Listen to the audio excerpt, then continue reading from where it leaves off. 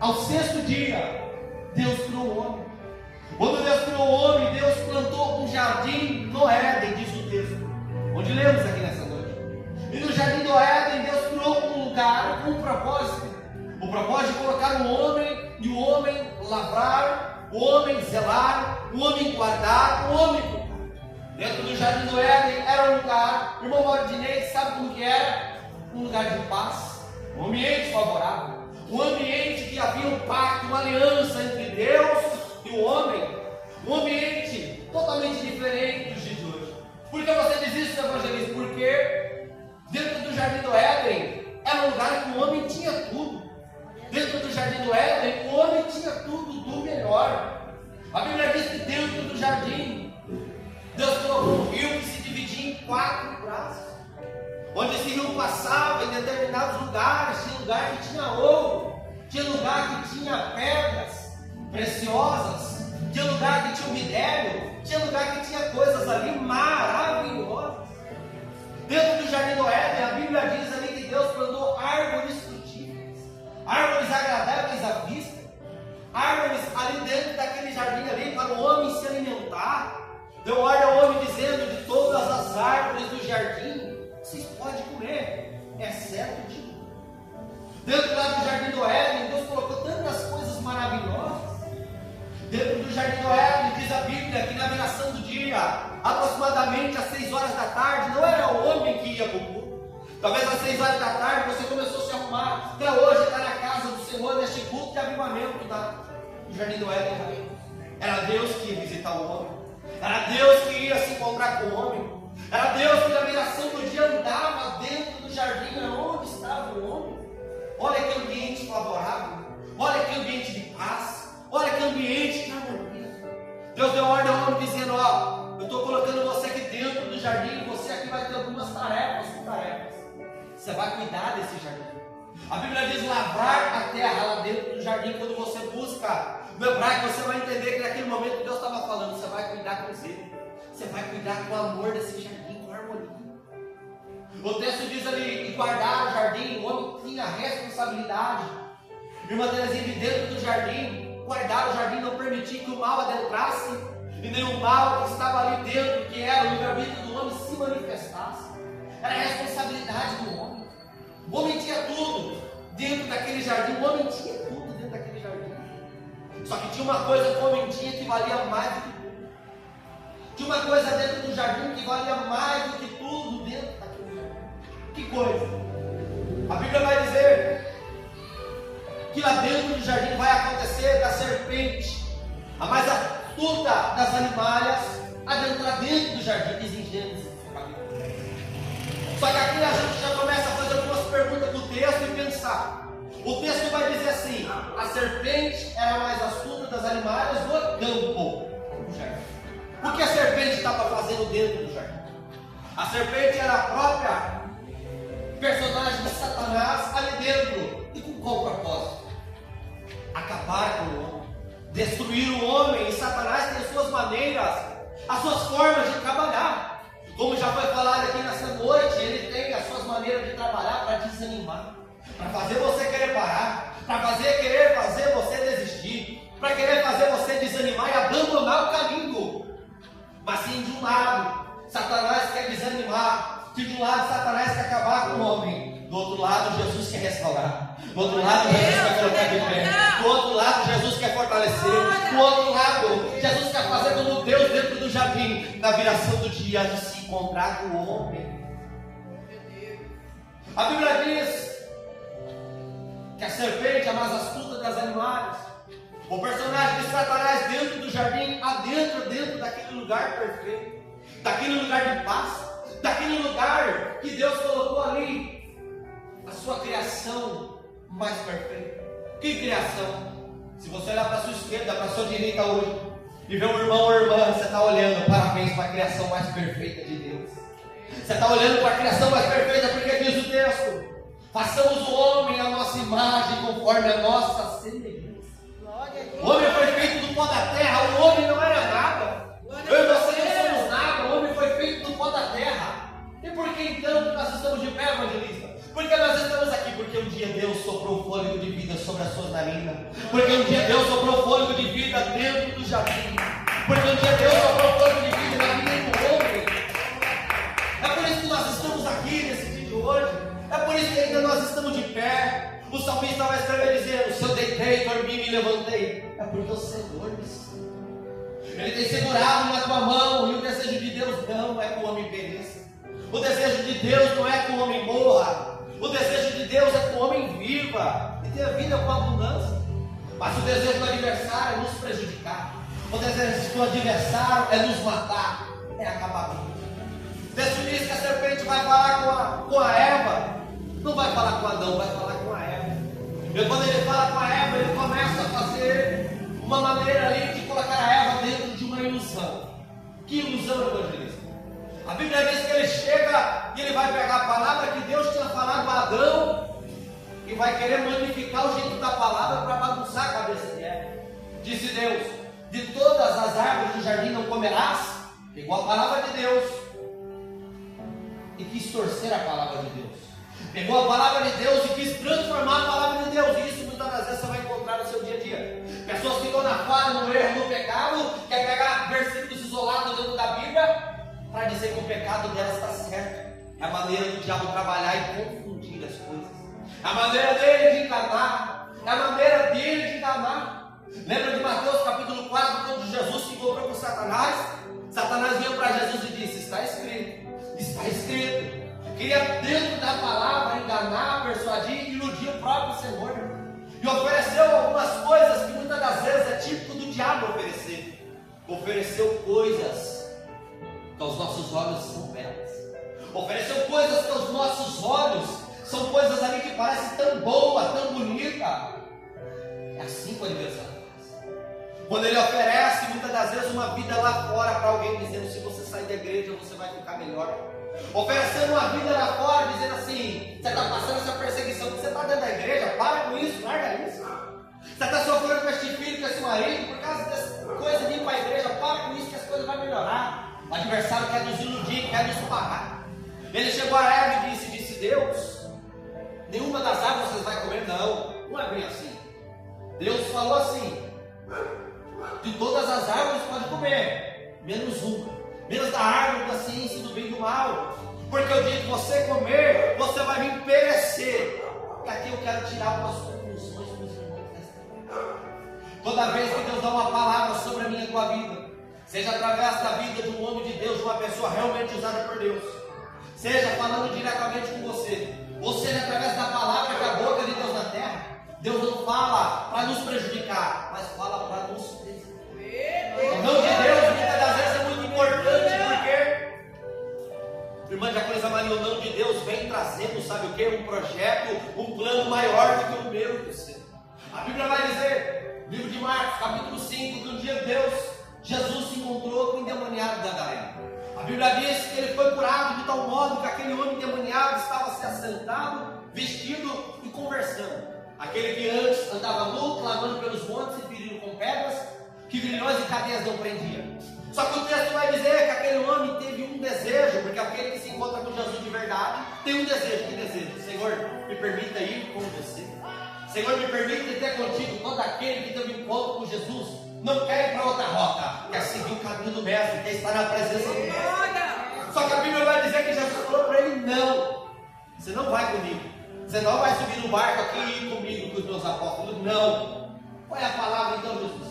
Volta para a sua casa, volta para os seus, fala para eles que grandes coisas que Deus fez na tua vida. O plano do homem era o quê? Apenas seguir Jesus.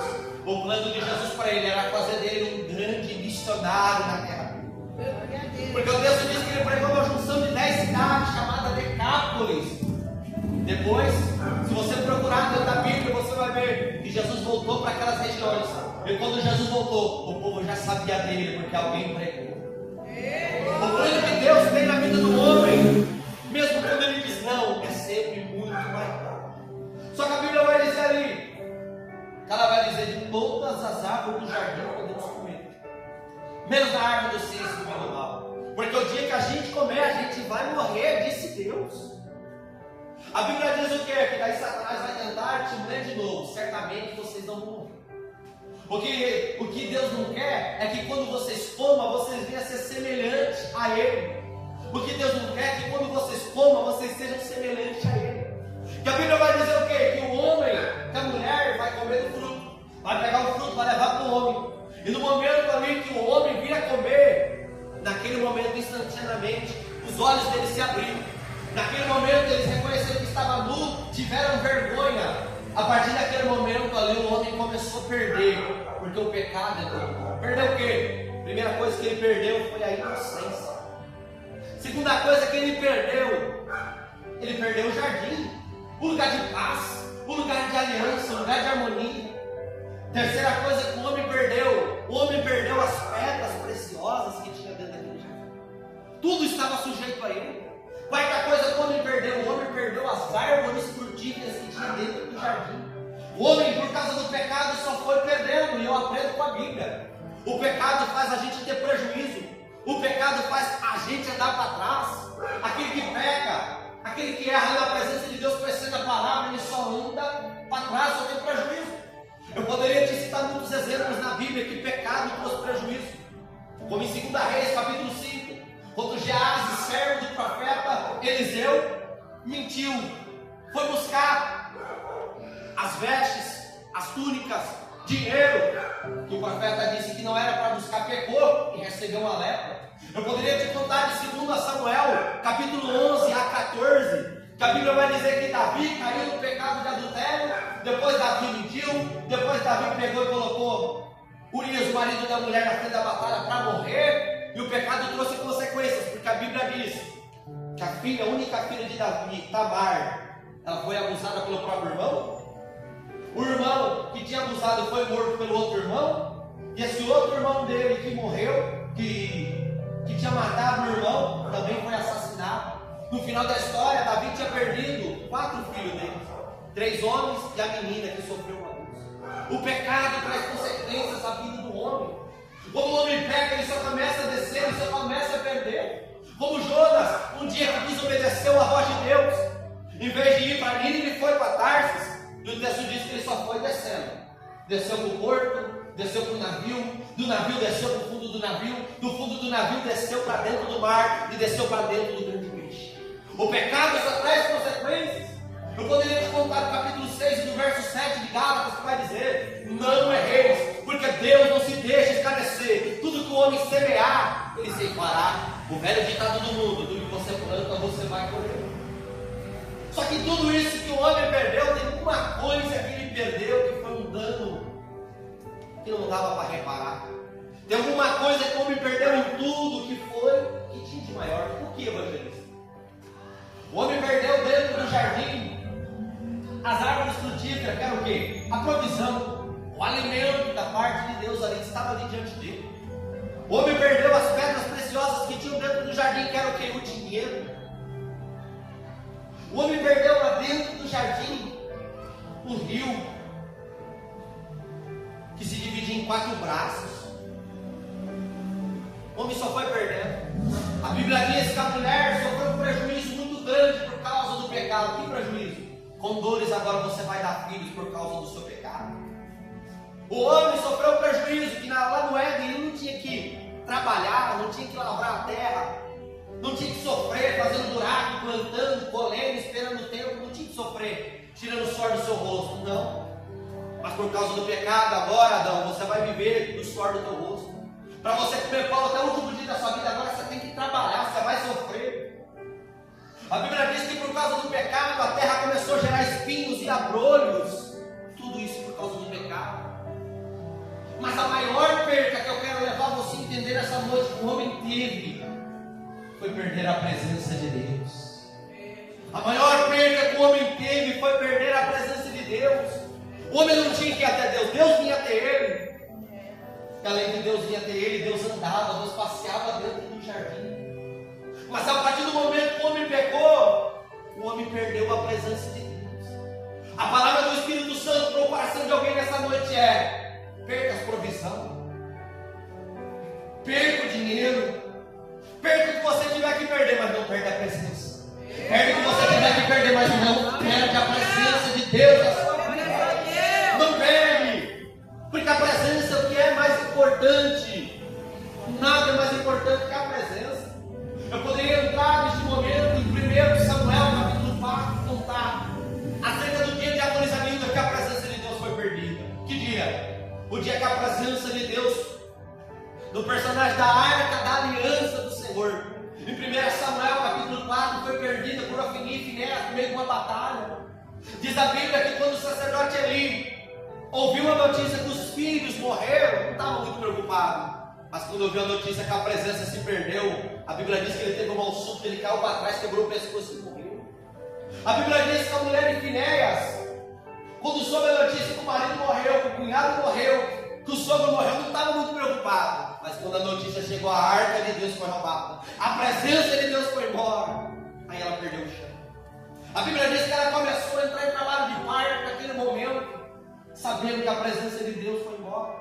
Era o momento de uma Terezinha para todo mundo se alegrar. Um menino nasceu, uma mulher gerou a luz, é momento de alegria. Mas aquele dia não foi, porque a presença de Deus tinha ido embora. Aleluia! A presença de Deus tinha ido embora. E a Bíblia diz que quando o menino nasce, as parteiras tentam animar ela, dizendo assim: viu, coloca o nome do seu menino. O menino nasceu, se alegra. Eu vou colocar um nome sim. Não é um nome de vitória, não é um nome que adora a Deus, mas é um nome e acabou. Foi-se a glória de Deus.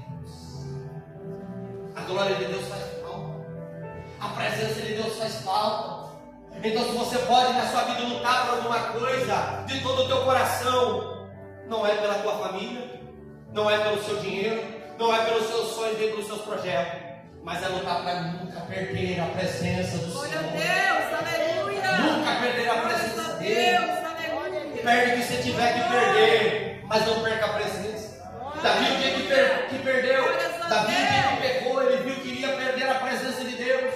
Foi repreendido pelo profeta Natan, diz a Bíblia.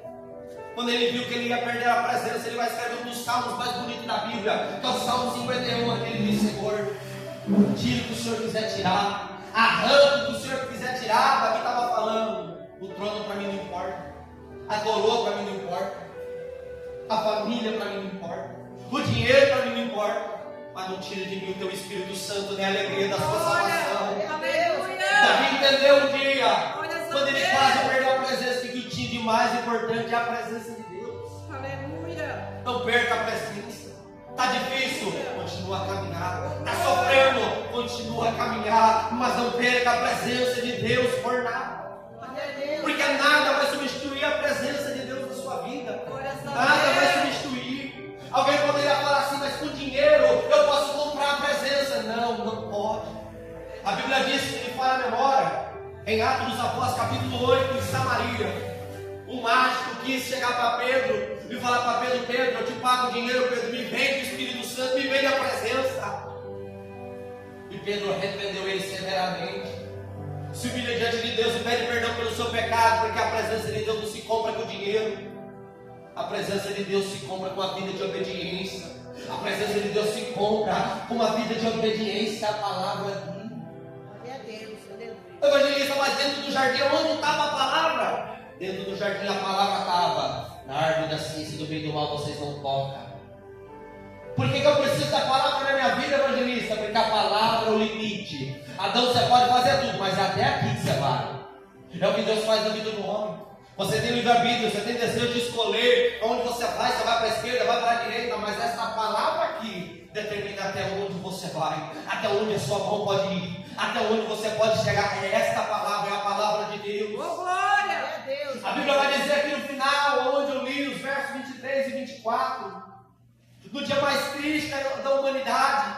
Qual foi o dia mais triste da humanidade, evangelista? O dia mais triste da humanidade foi o dia que o homem perdeu a presença de Deus. Foi o dia que o homem foi lançado fora do jardim do Éden, diz a Bíblia aqui, nos versos 22, 23 e 24 de Gênesis 3.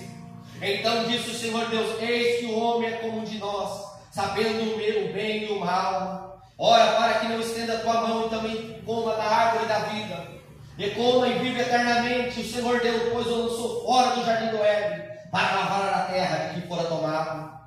E havendo lançado fora o homem, Pôs querubins ao oriente do jardim do Éden, uma espada inflamada, que andava ao redor para guardar o caminho da árvore da vida, para me acabar essa mensagem. Isaías 59:2 diz a Bíblia, no verso 1, todo pentecostal conhece, dá glória a Deus por isso.